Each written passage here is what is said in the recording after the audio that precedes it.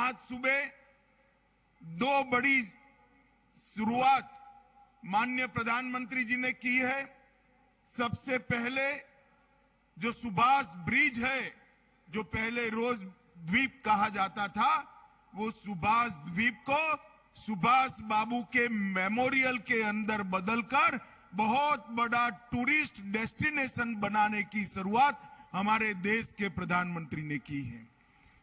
और इसके साथ साथ जिन्होंने देश की आजादी की सुरक्षा के लिए 1947 से लेकर आज तक अपने जान न्यौछावर की, अपने शरीर के खून का कतरा कतरा मातृभूमि की इंच इंच भूमि के लिए बहाकर मातृभूमि की रक्षा करने का काम किया। कुछ जीवित रहे, कुछ शहीद हुए। वो सभी 21 परमवीर चक्र विजेताओं के नाम पर अंडमान निकोबार द्वीप समूह के 21 बड़े द्वीपों का नामकरण हुआ है। मित्रों, ये बहुत बड़ी बात है।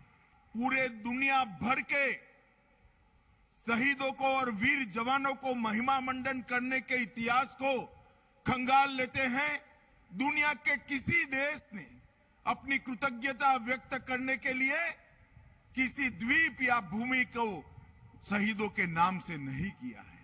हमारे प्रधानमंत्री जी ने अंडमान निकोबार के अनाम 21 द्वीपों को, 21 बड़े द्वीपों को इन महान शहीदों के वीरता के, जिन्होंने पराक्रम की पराकाष्ठा की, ऐसे हमारे वीरों के साथ जोड़कर न केवल सेना का मनोबल बढ़ाया है, न केवल तीनों सेना को सम्मानित किया है, इसके साथ साथ में भारत की युवा पीढ़ी को हमेशा के लिए उत्साह, प्रेरणा और देशभक्ति के संस्कार से सिंचित करने का काम किया है।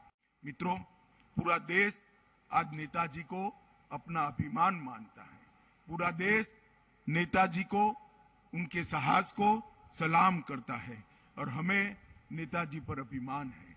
मोदी जी ने नेताजी के इतिहास को सम्मान देने के लिए, उसको संजोने के लिए कर्तव्य पथ पर नेताजी का एक भव्य स्टैच्यू स्थापित करने का काम किया है। आजादी के बाद नेताजी को भुलाने का, उनकी भूमिका को छोटा कर नया इतिहास लिखने का बहुत प्रयास हुआ।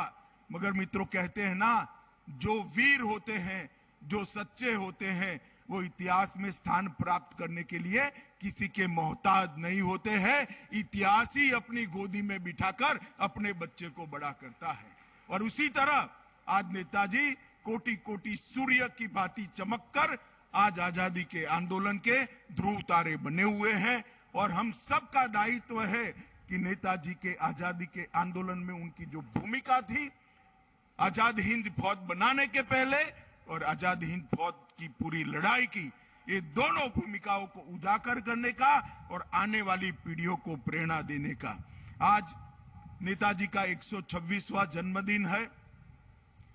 प्रधानमंत्री मोदी जी ने नेताजी के जन्मदिन को पराक्रम दिन नाम दिया और आज पूरा देश अब सालों सालों तक 23 जनवरी को पराक्रम दिन मनाता रहेगा।